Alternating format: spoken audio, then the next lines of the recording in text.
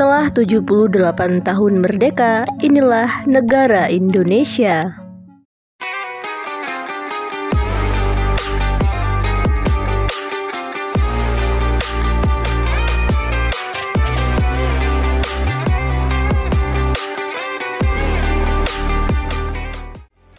Negara Kesatuan Republik Indonesia atau NKRI merupakan sebuah negara kepulauan yang terletak di kawasan Asia Tenggara. Negara ini dilintasi garis khatulistiwa dan berada di antara daratan benua Asia dan Oseania, sehingga dikenal sebagai negara lintas benua. Selain itu, negara ini juga berada di antara Samudra Pasifik dan Samudra Hindia. Negara ini berbatasan darat dengan Papua Nugini di Pulau Papua, Malaysia di Pulau Kalimantan, dan Timor Leste di Pulau Timor. Sedangkan berbatasan laut dengan negara Singapura, Filipina, Australia, Thailand, Vietnam, dan India di Kepulauan Andaman dan Nicobar. Ibu kota negara Indonesia adalah Jakarta dan sekaligus kota terbesarnya. Bahasa resmi yang digunakan ialah bahasa Indonesia. Mata uang negara Indonesia adalah rupiah dan bentuk pemerintahannya ialah Kesatuan Presidensial Republik Konstitusional. Negara ini adalah negara terluas ke-14 di dunia, sekaligus negara kepulauan terbesar di dunia. Indonesia berdiri di atas area wilayah sebesar 1.904.569 km persegi. Dengan populasi penduduk sebanyak 277.749.853 jiwa, yang menjadikan negara ini duduk di urutan keempat sebagai negara dengan penduduk terbanyak di dunia setelah Cina, India, dan Amerika Serikat. Selain itu, negara ini juga berada di urutan ke-6 dunia sebagai negara dengan pulau terbanyak, yakni memiliki 17.504 pulau yang tersebar di seluruh wilayah Indonesia. Penduduk Indonesia sangatlah beragam, yakni ada sekitar 1.340 suku yang berbeda-beda dari seluruh daerah di Indonesia, serta memiliki bahasa daerah sebanyak lebih dari 700 bahasa daerah. Indonesia memiliki 6 agama resmi yang diakui dan mayoritas penduduknya memeluk agama Islam dengan persentase sebesar 87%. Sisanya pemeluk Kristen sebanyak 11%, Hindu 2%, Buddha 0,77%, dan Konghucu sebesar 0,3%. Sebelum berdiri sebagai negara Indonesia yang merdeka, sejarah Indonesia banyak dipengaruhi oleh bangsa-bangsa pendatang dan penjajah.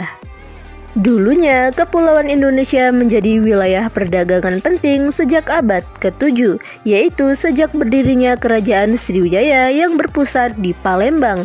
Kerajaan ini bercorak Hinduisme dan Buddhisme.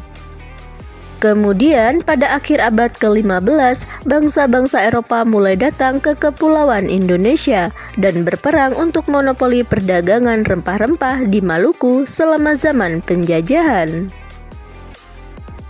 Dalam sejarahnya, Indonesia pernah dijajah Belanda selama 350 tahun atau 3,5 abad.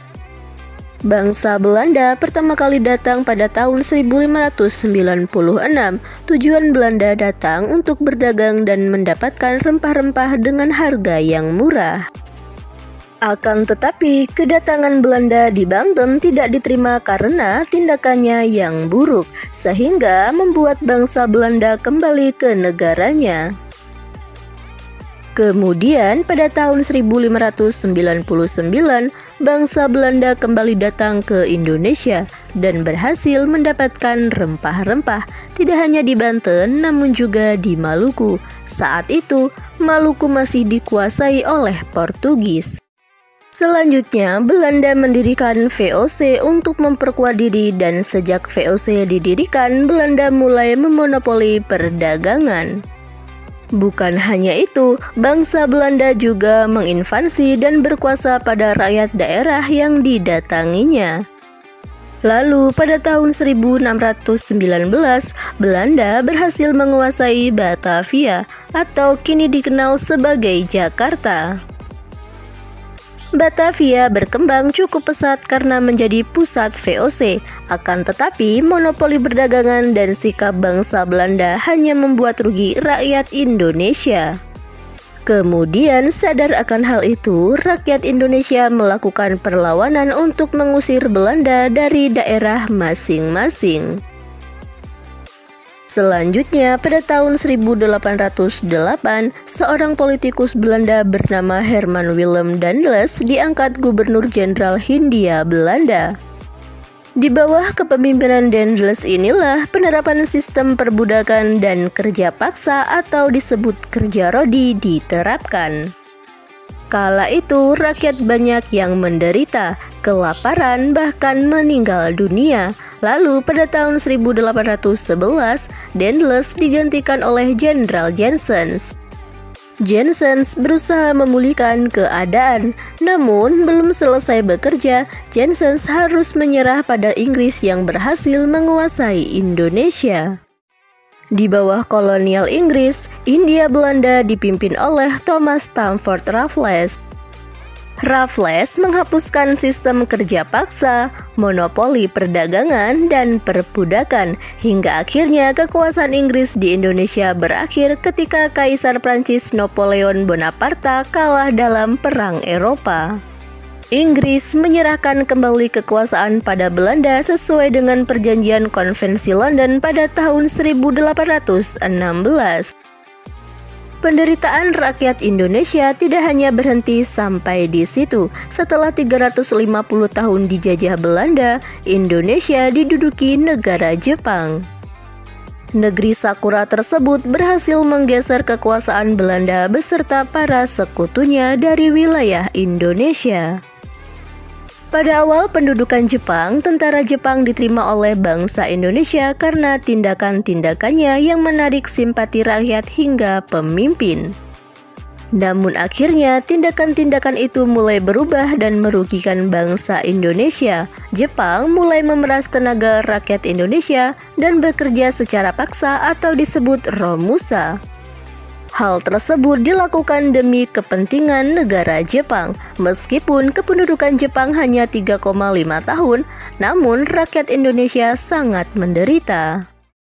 Kekejaman Jepang menimbulkan pemberontakan dari beberapa daerah. Pada tahun 1944, keadaan Jepang semakin memburuk setelah mengalami kekalahan dari pasukan Amerika Serikat. Saat itu, pemerintah Jepang akhirnya menjanjikan kemerdekaan bagi bangsa Indonesia. Hingga pada tanggal 1 Maret tahun 1945, mereka membentuk Badan Penyelidik Usaha-Usaha Persiapan Kemerdekaan Indonesia atau BPUPKI. Setelah 2 kali sidang, BPUPKI bubar dan dibentuk PPKI atau Panitia Persiapan Kemerdekaan Indonesia, yang diketuai oleh Insinyur Soekarno dan Wakil Ketua Dr. Andes Muhammad Hatta. Lalu pada tanggal 14 Agustus 1945, Jepang menyerah tanpa syarat kepada Amerika Serikat. Momen ini kemudian dimanfaatkan bangsa Indonesia untuk merdeka. Hingga akhirnya, tepat di akhir Perang Dunia II, negara Indonesia memproklamasikan kemerdekaannya tepat pada tanggal 17 Agustus 1945. Di hari bersejarah tersebut, bendera merah putih dikibarkan dan Insinyur Soekarno membacakan teks proklamasi kemerdekaan Indonesia. Di bidang perekonomian, negara ini mengalami pertumbuhan PDB yang semakin membaik.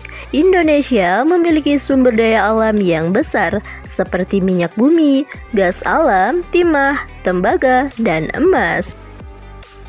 Selain itu, Indonesia menjadi negara pengekspor gas alam terbesar kelima di dunia. Industri pertanian utama seperti beras, teh, kopi, rempah-rempah, dan karet juga menyumbang pendapatan negara. Namun, sektor jasa dan sektor industri pertambangan menjadi penyumbang terbesar PDB atau pendapatan domestik bruto negara. Itulah sejarah singkat berdirinya negara Indonesia.